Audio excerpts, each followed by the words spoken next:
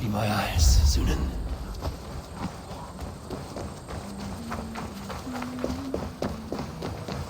It seems Alderman Bierskan has made this ruin his longhouse.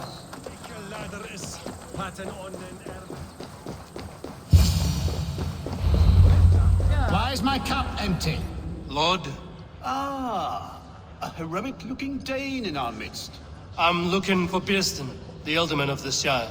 Our lord is not at home, but his wife is receiving visitors upstairs, in her usual fashion. If you speak with her, pass on that we've run out of ale. Perhaps because you have drunk the barrel dry?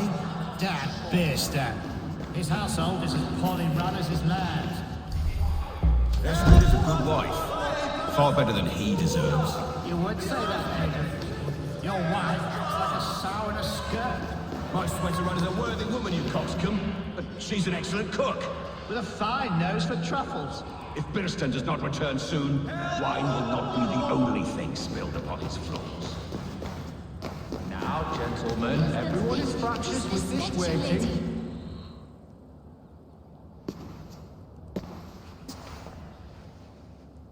You! Gods will come at one cry from me! Sheathe your blade, lady. I'm Eivor of the Raven Clan, here at your husband's request. Another Dane.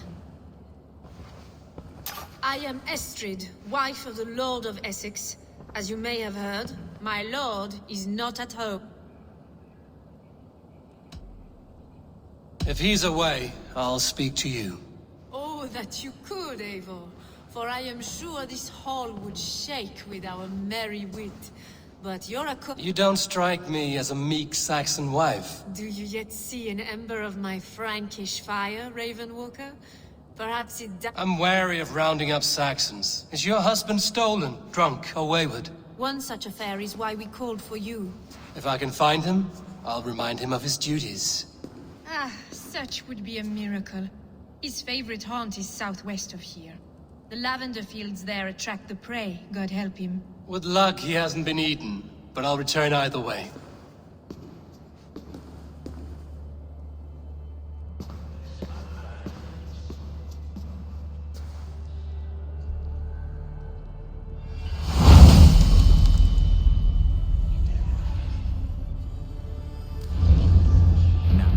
Patience is a godly virtue, Adrian. Even the saints would tire of waiting for Birstan to hang up his bow. Dear Estrid, we must discuss the affairs of this land, with or without him.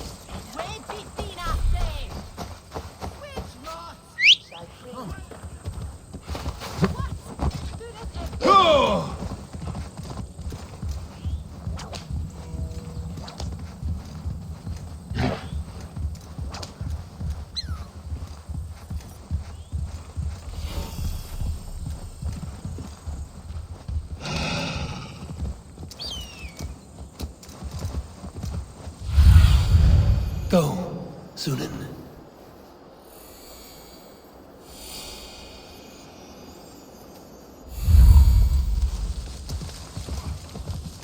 Hunting is a fine sport, but I hope the Alderman has not become the prey. No good comes from a camp this bloody.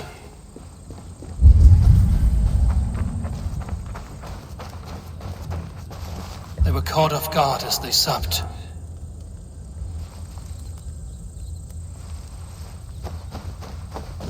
The remains of the hunting party. This one was savaged by a large animal.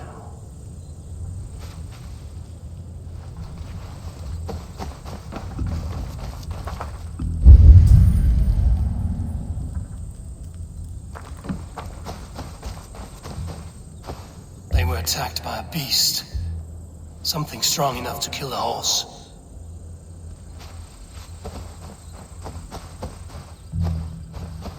Some large prey left these tracks in the grass. The hunters were prey to a large beast or two. I can only hope that Björsten still lives.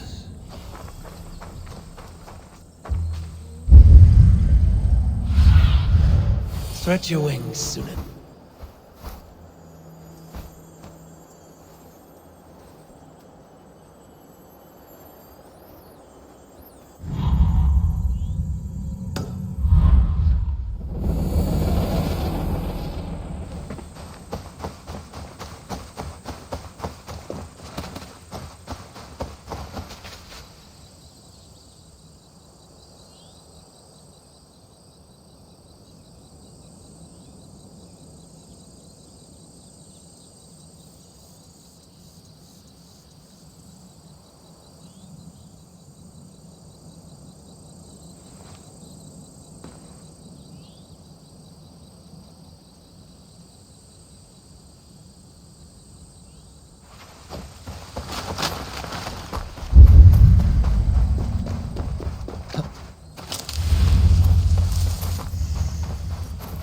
Björsten?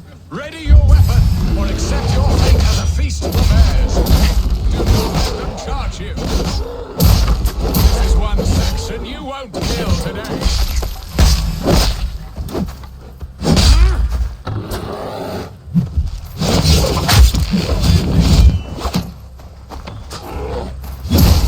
It's the blood coursing.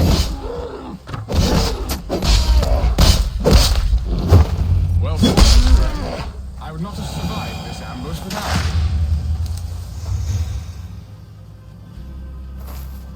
you. You have my gratitude to stumble upon me in my moment of greatest peril. Perhaps you were God-sent. I'm Estrid sent. Your wife and the Thanes of Essex both want your balls on a blacksmith's anvil. When do they not? You could return and report that the savage claw took me. Poor Björsten, his exit pursued by a bear. And make the beast Lord of Essex in your stead. No doubt my Estrid would prefer his velvet paws to my calloused hands. So, who are you? A sellsword?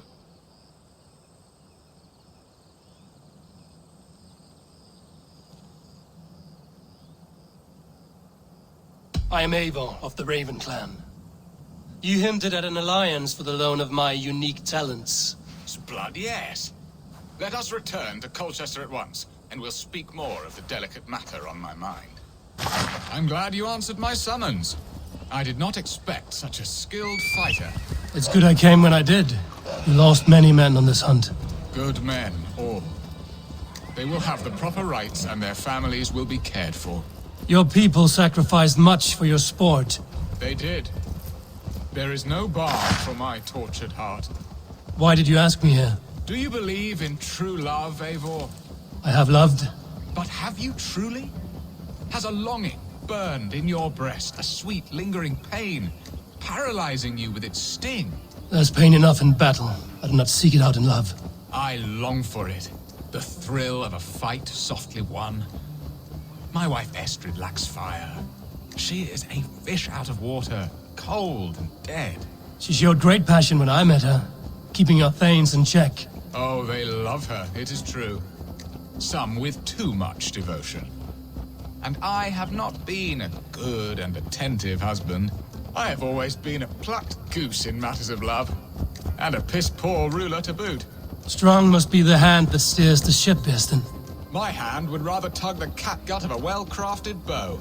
My eyes narrowing at the sight of prey. Aye, a crown sits heavy on the head. Then let us run wild and free in the woods as the wolves do. Live on our wits, prowl and stalk and feast. You have a romantic way about you, Bearston. Do not fret. My guards will not worry you when we are together. You mismark me if you think I'm capable of worry. Have you built your city in the ruins of another? No, these builders are lost to the annals of time. Far advanced of the Saxon hovels of Wattle and Daub, I have ambition to build a great palace myself, with mosaics and balmy courtyards. What stops you? That which stops all but the most creative minds. Coin, imagination, talent. And your people? Is Essex happy? That is a question I never really ponder. I suppose they are. I hope they are. Alfred believes I rule like a chickless hen, flapping and squawking over nothing but the farmer's dinner. He interferes. No, he disapproves. Is that not infinitely worse? But look, we are nearing my hall.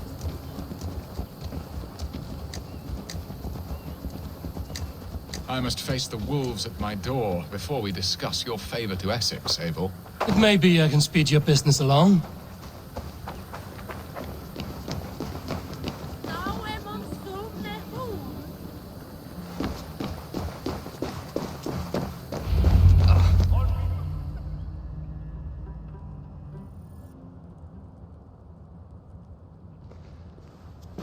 Ready to help me fend off the spears of their displeasure?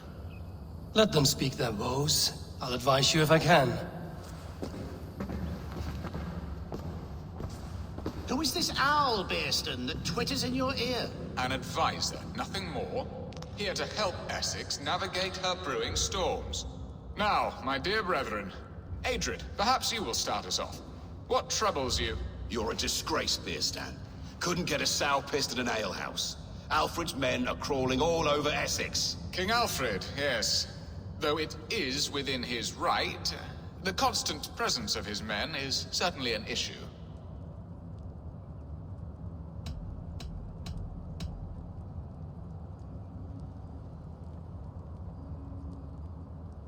When the months are coldest, the mistletoe is full grown, cloaked in her winter strength. Meaning that we should weather this? Stay strong? Yes, that's it. Not bend in the wind like stalks of wheat. And you, Wyatt, what do you say? Your preparations for the Lammas festival.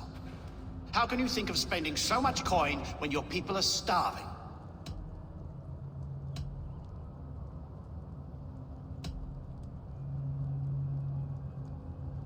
Often should one make an early meal, nor fasting come to the feast. The feast, yes.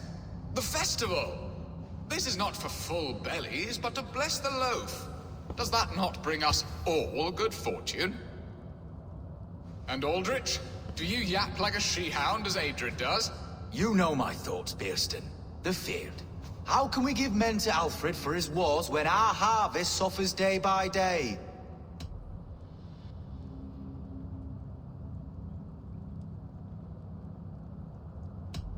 Refuse to send your men. Let Alfred's people die for his hopeless cause against the Norse. Then we refuse. Refuse our king? Has madness taken your wits, Bearston? There. Have I not answered all your questions? I thank you for your candor, Bearstan.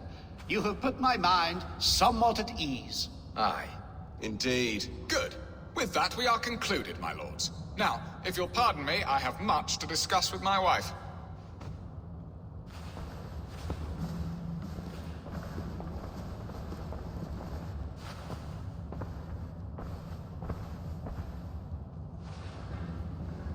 That ceased their prattling. A fine outcome, Eivor. The very soul of balance.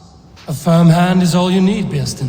Whether on your hunting bow or on your helm. All this talk of hunting makes me long for the woods. Your wife awaits, Bearston. Aren't you worried some other man will drench your sheets with his sweat? Ha! She does as she must. As do I.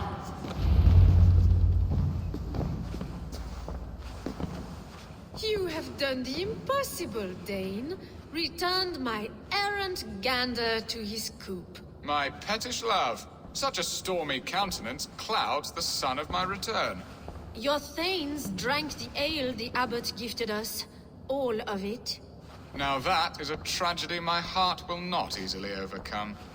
If he looked at me with the same affection he shows for hunting deer, our marriage might have survived.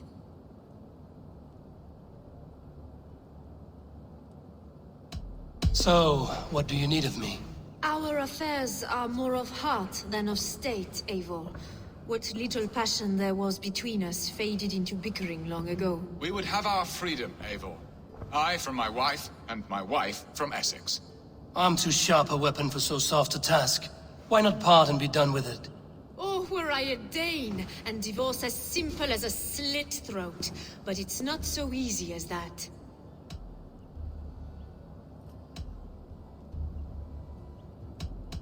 Explain yourselves, clear and plain, and I will do it. The poetry here is mind mud.